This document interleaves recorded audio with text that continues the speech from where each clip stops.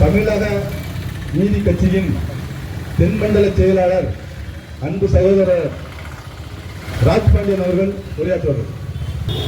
அன்பார்ந்த தோழர்களே, தமிழக வாழ்வுரிமை கட்சி நடத்துகிற கண்டன ஆர்ப்பாட்டம் இது. இந்த நிகழ்ச்சியை வெகு சிறப்பாக தொடங்குவதற்கு முன்பு தேவநேய பாவாணர் அவர்களுக்கு வீர வணக்க நிகழ்வும், நம்முடைய வனக்காவலர் என்று சொல்லப்படுகிற மாவீரன் வீரப்பனார் அவர்களுக்கு புகழ் வணக்கமும் தொடக்கத்தில் நிகழ்ச்சியாக நடத்தப்பட்டது. எவ்வளவு பெரிய அற்புதமான ஒரு நிகழ்ச்சி!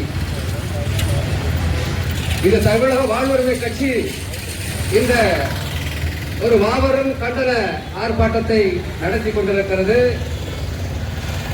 இதில் முன்னிலை வகித்துக் கொண்டிருக்கிற நம்முடைய தென்காசி மேற்கு மாவட்ட செயலாளர் முகதீன் அவர்களே, சுதாகர் தென்காசி மேற்கு மாவட்ட பொருளாளர் அவர்களே, விவேகானந்தன் கடையநல்லூர் மேற்கு மாவட்ட ஒன்றிய செயலாளர் அவர்களே,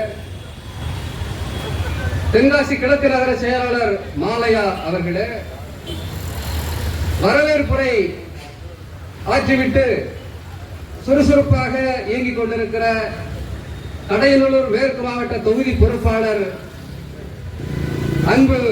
அன்புக்குரிய சகோதரர் சுடலை அவர்களே, தமிழக வாழ்வுரிமை கட்சியினுடைய உறவுகள் அனைவருக்கும் என்னுடைய வணக்கங்களை தெரிவித்துக் கொண்டு, நிகழ்ச்சிக்கு தலைமை தென்காசி மேற்கு மாவட்ட வழக்கறிஞர் செயலாளர் ராஜா என்கின்ற முகமது ஆசிப் அவர்களுக்கும் என்னுடைய வணக்கங்களை தெரிவித்துக் கொண்டு, இந்த நிகழ்ச்சியில் தோழமை அமைப்பாக விடுதலை சிறுத்தைகள் கட்சி கலந்து கொண்டிருக்கிறது. அதனுடைய பொறுப்பாளர் அவர்களுக்கும், இங்கே வருகின்ற கடையநல்லூர் மாவட்ட செயலாளர் தேசிகா செல்வம் அவர்களுக்கும், இங்கே வருகின்ற அனைத்து கட்சி தோழமை கட்சிகளுக்கும் என்னுடைய வணக்கத்தை தெரிவித்துக் கொண்டு, இந்த நிகழ்ச்சியில் பல்வேறு கோரிக்கைகளை தமிழக வாழ்வுரிமை கட்சி வைத்திருக்கிறது. இது எல்லாமே இன்றைக்கு தேவையான ஒரு கோரிக்கையாக இருக்கிறது. அதிலும் குறிப்பாக தமிழீழ விடுதலைக்காக போராடிய நம் தொப்புள் கொடி உறவுகள், அவர்கள் போரினால் பாதிக்கப்பட்டு இன்றளவும் அதிலிருந்து மீள முடியாத துயரத்திற்கு ஆளாகின்ற போது அவர்களுடைய நிலங்கள் எல்லாம் சிங்கள பேரினவாத வெறியர்களால் பறிக்கப்பட்டு மிகப்பெரிய அளவில் பாதிக்கப்பட்டிருக்கிறார்கள்.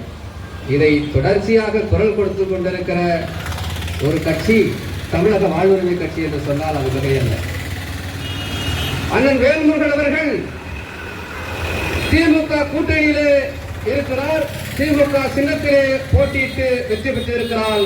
ஆனால் இன்றைய காலகட்டத்தில் தமிழ்நாட்டில் அவர்தான் எதிர்கட்சி தலைவர். ஏனென்றால் அவருடைய செயல்பாடு தமிழர் தமிழ்நாடு என்று இருக்கிறது. எதிர்கட்சி என்று சொல்லிக் கொள்பவர்களால் எதிர்கட்சி அல்ல, தமிழருடைய ஒவ்வொரு உரிமைகளுக்காகவும் போராடுகிற ஒரு கட்சியாக அதன் தலைவராக வேல்முருகன் அவர்கள் இருக்கிறார் என்று சொன்னால் இதுதானே தமிழருக்கு பெருமை. இன்றைக்கு டோல்கட்ல பயப்படுறானா யாரு காரணம்? அண்ணன் வேல்முருகன் தான்.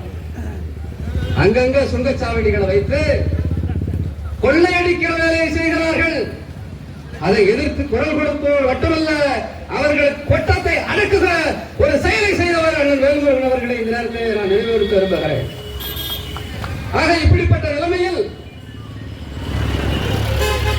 இலங்கையில நம்முடைய தமிழர்கள் அங்கே ஒரு கோரிக்கையை வலியுறுத்தி, எங்களுக்கு தனி நாடு வேணும் என்கின்ற ஒரு கோரிக்கையை வலியுறுத்தி கிட்டத்தட்ட 1980களில் ஆரம்பிச்ச போராட்டம் 2009 கடைசி முள்ளிவாய்க்கால் படுகொலை என்கின்ற மிகப்பெரிய படுகொலை, லட்சக்கணக்கான தமிழர்கள் கொண்டளிக்கப்பட்டார்கள்.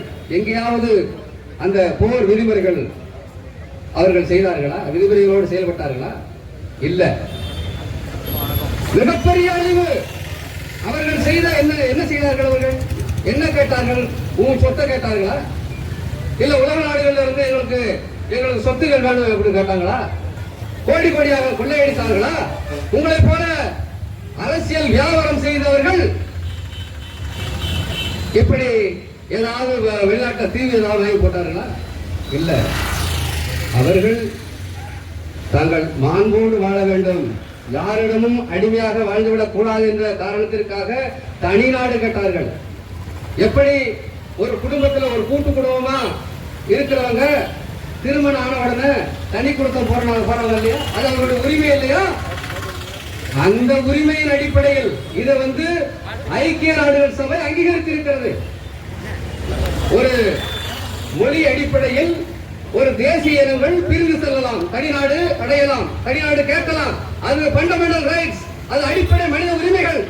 அந்த மனித உரிமைகளை குழி தோண்டி புதைத்துவிட்டு லட்சக்கணக்கான ஈழத் தமிழர்களை கொண்டு குவித்ததும் அல்லாமல் அவர்களுடைய நிலங்கள் சூறையாடப்பட்டன. அந்த பெண்கள், நம்முடைய தமிழ் சமுதாய பெண்கள் எந்த நிலைமைக்கு ஆளானார்கள்? துணி இல்லாம அவர்கள் கற்பழிக்கப்பட்டார்கள். மிகப்பெரிய அளவில் ஒரு கொடுங்கோன்மையை செய்தார்கள். உலக நாடுகள் வேடிக்கை பார்த்தது. இன்றைக்கு நாட்டாமை செய்கிறார்கள். எண்ணெய் வளங்களுக்காகவும் உலக நாடுகள் என்ன பண்ணிட்டு இருக்காங்க? மிகப்பெரிய அளவில் நாட்டாமை செய்கிறார்கள். இன்னொரு நாட்டோடு தலையிடுகிறது, அதனுடைய பிரச்சனைகள் தலையிடுகிறது. ஆனால் உண்மையாக பாதிக்கப்பட்ட நம்முடைய தமிழ் சொந்தங்கள் பாதிக்கப்பட்ட போது எந்த நாடும் குரல் கொடுக்கவில்லை. இதெல்லாம் எவ்வளவு பெரிய வேதனையான விஷயம் தெரியுமா?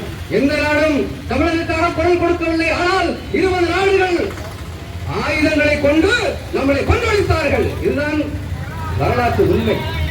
அப்படிப்பட்ட நிலையில் நாம் இங்கே தமிழகத்தில் தார்மீக அடிப்படையில் நாம் தொடர்ச்சியாக இந்த விஷயத்தில் குரல் கொடுத்துக் கொண்டிருக்கிறோம். தமிழர்கள் எந்த அளவிற்கு இன்றைக்கு உலகம் முழுவதும் பாதிக்கப்படுகிறார்கள்? இதற்கெல்லாம் காரணம் என்ன? நமக்குன்னு ஒரு நாடு இல்ல அப்படிங்கிற ஒரு சூழ்நிலை தான். தனியாக நாடு இல்ல. அந்த நாட்டை உருவாக்குவதற்கு தமிழீழ விடுதலை புலிகள் முயன்ற போது அது அவனுடைய அடிப்படை உரிமை. எவனுக்கும் அதை எதிர்த்து பேசுகிற உரிமை எவனுக்கும் கிடையாது. அது அவனுடைய நாடு, அது அவனுடைய மண்ணு. அவன் தனிநாடு கேட்கத்தான் செய்வான்.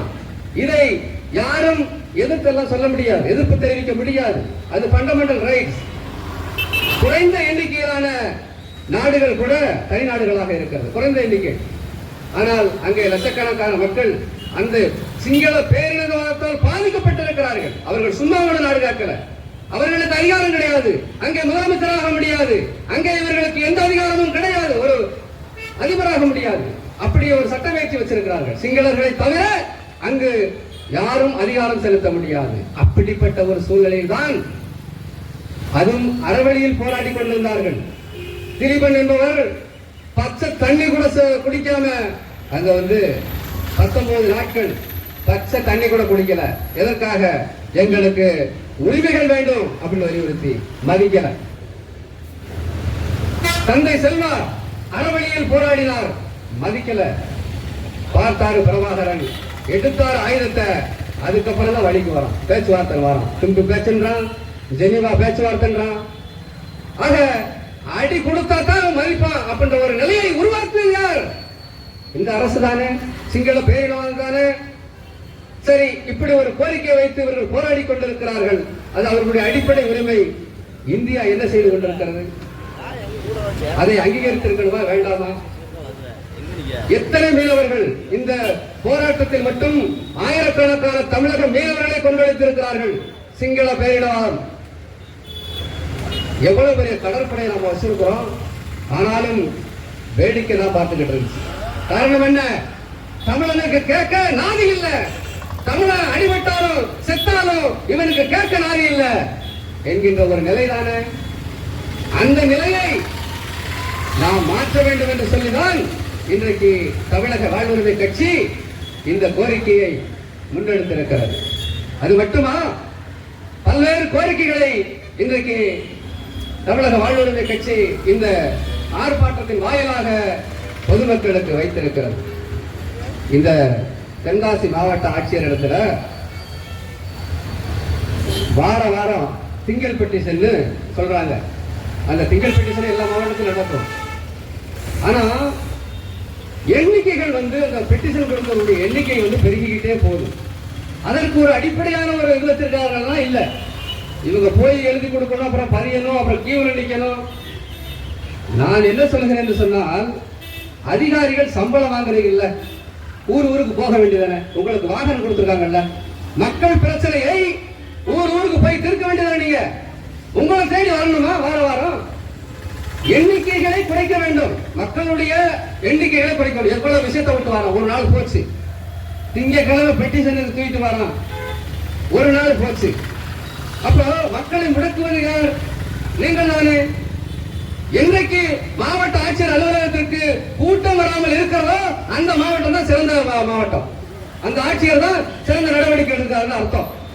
அப்ப அது போன்ற நிலைகளை உருவாக்க வேண்டும் என்று நான் இந்த நேரத்திலே கோரிக்கைகளை வைத்துக் கொண்டு பல்வேறு கோரிக்கைகளை வலியுறுத்தி இந்த தமிழக வாழ்வுரிமை கட்சி இந்த ஆர்ப்பாட்டத்தை முன்னெடுத்திருக்கிறது. இந்த ஆர்ப்பாட்டத்தில் பல்வேறு ஆளுமைகள் பேச இருக்கிறார்கள். ஆகவே எனக்கு வாய்ப்பளித்த அனைவருக்கும் நன்றி கூறி விடைபெறுகிறேன்.